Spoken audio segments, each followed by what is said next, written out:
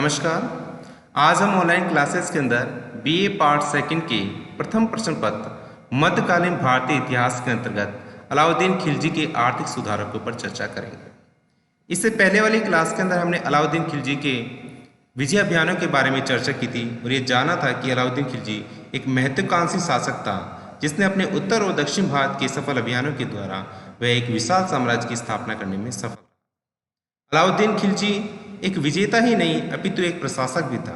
उसने अपने शासनकाल के अंदर अनेक योजनाएं शुरू की और एक विशाल साम्राज्य के अंदर एक सक्षम प्रशासनिक तंत्र को विकसित करने तथा साम्राज्य सुरक्षा हेतु उसने सैन्य शक्ति में वृद्धि करने के लिए उसने अपने शासनकाल के अंदर अनेक नीतियां और योजनाएं चलाई, जिसके अंदर सैन्य और आर्थिक नीतियां बहुत ही महत्वपूर्ण उसकी मानी जाती हैं।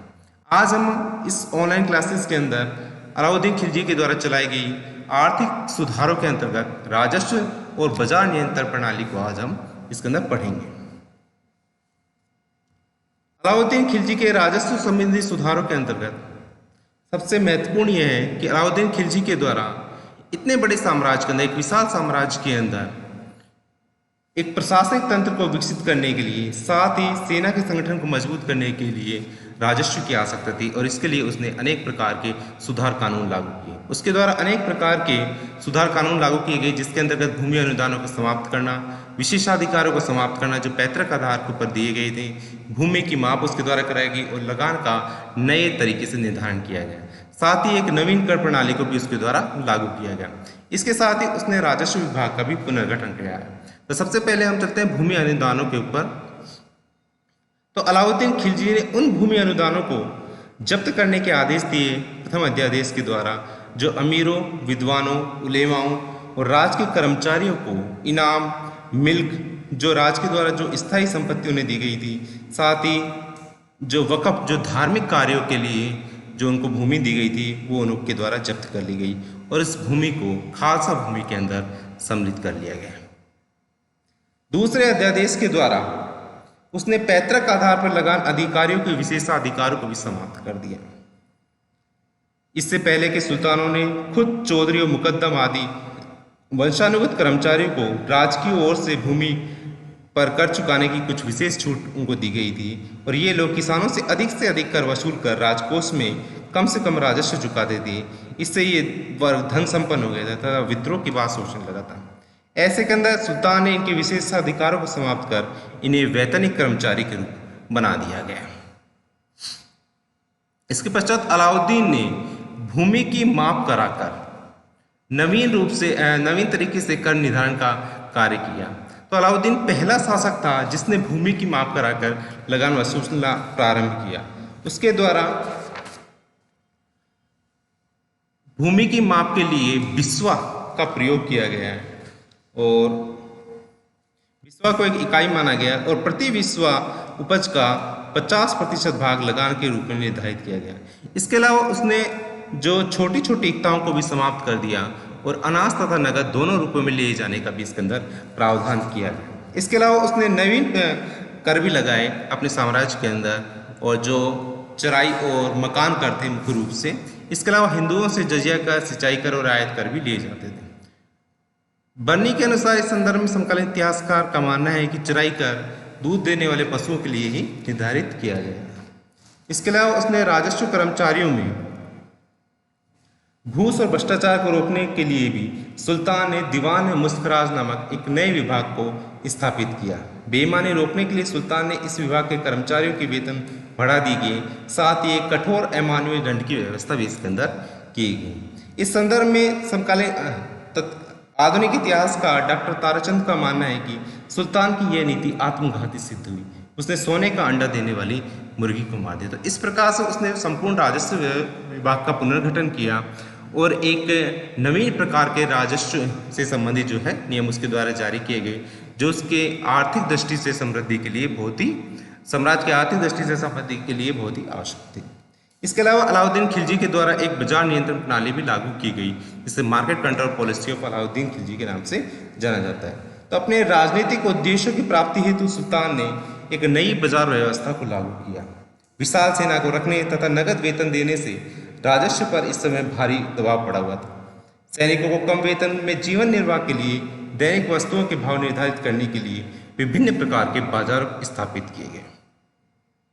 अलाउद्दीन ने विभिन्न वस्तुओं के लिए विभिन्न प्रकार के बाजार संगठित किए एवं उनके लिए आवश्यक अधिनियम भी बनाए गए। ये बाजार थे, पहला खाद्यान्न बाजार या जिसे मंडी बाजार बोला जाता है, दूसरा सराय अदद जो कि वस्त्र का बाजार था, और तीसरा जो बाजार था वो घोड़ों, दासों और मवेशियों का बाजार स्थापित उसके द्वारा किया गया। अलाउद्दीन द्वारा स्थापित बाजारों में सबसे जो मुख्य बाजार जो माना जाता है वो खाद्यान्नों का बाजार था, जिसे मंडी या गल्ला बाजार भी बोला जाता है। नगर के प्रत्येक मोहल्ले में एक केंद्रीय गल्ला मंडी स्थापित की गई जहाँ पर अनाज की खरीद बिक्री होती थी।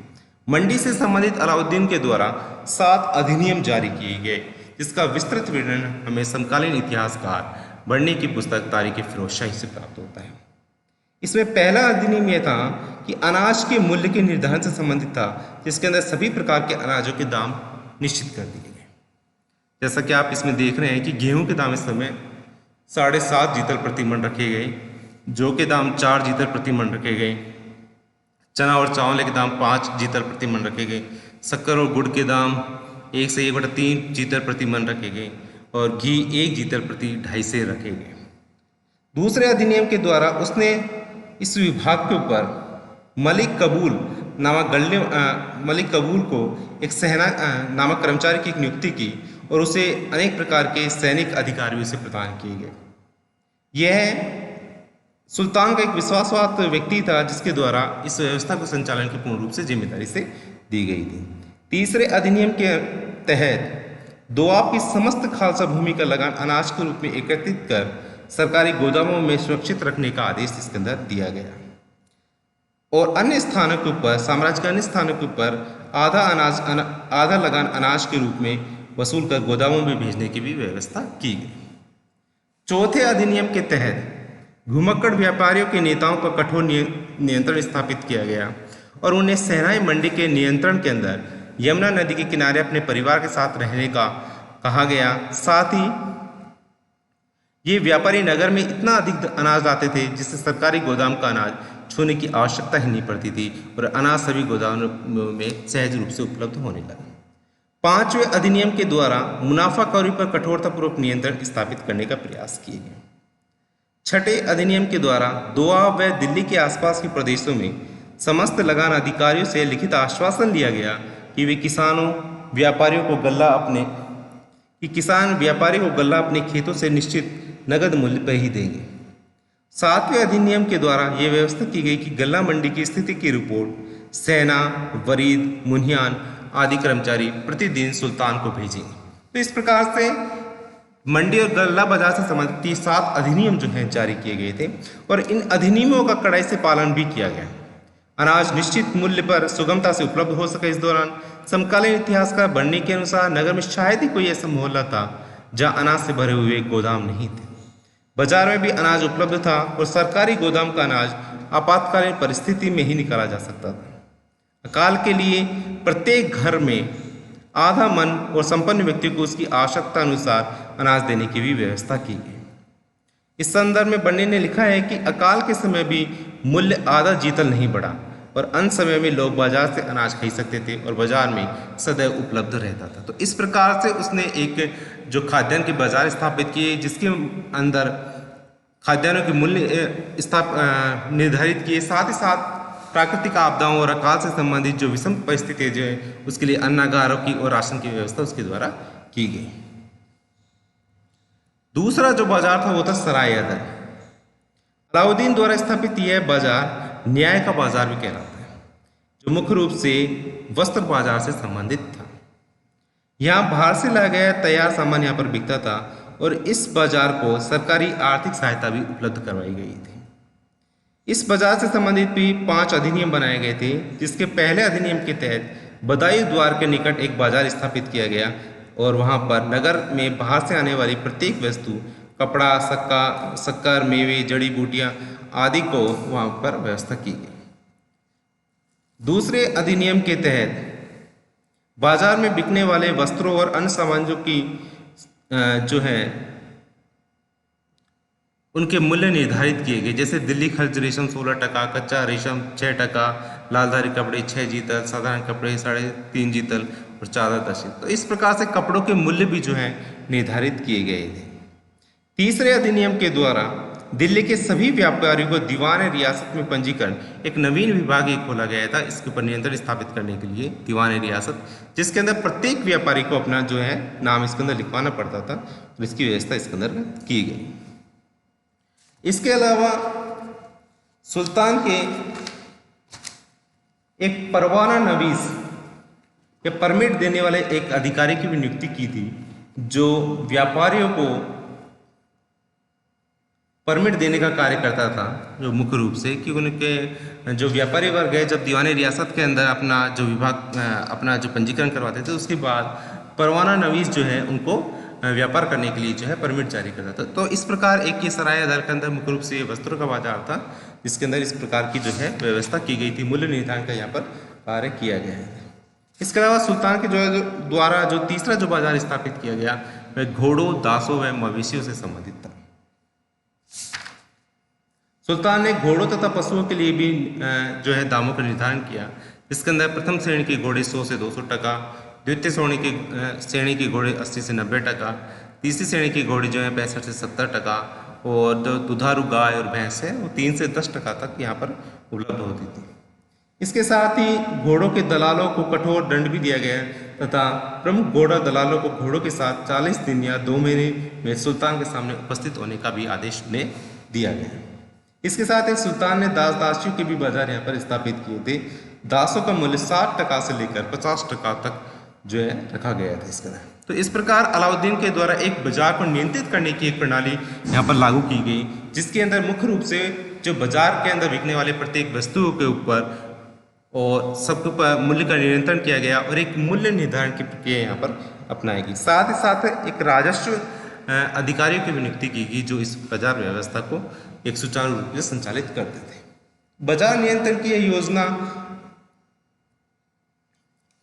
सुल्तान के उद्देश्यों की पूर्ति कर सकी। साथ ही साथ मंगोल आक्रमण से रक्षा के लिए जो मूल उद्देश्य था कि एक सैनिक व्यवस्था यहाँ पर की जाए, कि एक बड़ी सेना की टुकड़ी यहाँ पर स्थापित की जाए, और उस सेना की टुकड़ी के लिए मूल रूप से उन्हें नगद वेतन दिया गया था, और नगद वेतन देने से उनके राजस्व पर भारी बोझ पड़ा था।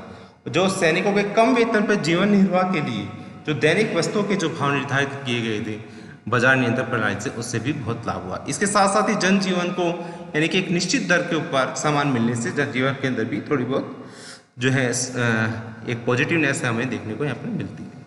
साथ ही साथ बाजार नियंत्रण प्रणाली के कुछ दोष भी रहे हैं। इससे व्यापार और वाणिज्य को बहुत आघात पहुंचा, क्योंकि वस्तुओं के दाम निर्धारण होने से व्यापार और वाणिज्य यहाँ पर इतना विकसित नहीं हो सका। साथ ही साथ दुकानों और व्यापारियों के अंदर भी इस समय असंतुष्ट हो गए थे इससे, और सुल्तान के द्वारा इस संदर्भ में बहुत ही कठोर दंड व्यवस्था लागू की गई थी, जिससे भी बहुत ही व्यापारियों के अंदर भय का माहौल इस समय था, और किसानों की एक दुर्दशा और राज कर्मचारियों में इस समय असंतोष फैला हुआ था। और इस प्रकार से एक अस्थायी योजना यहाँ सिद्ध हुई, जो अलाउद्दीन की मृत्यु के साथ ही समाप्त हो गई।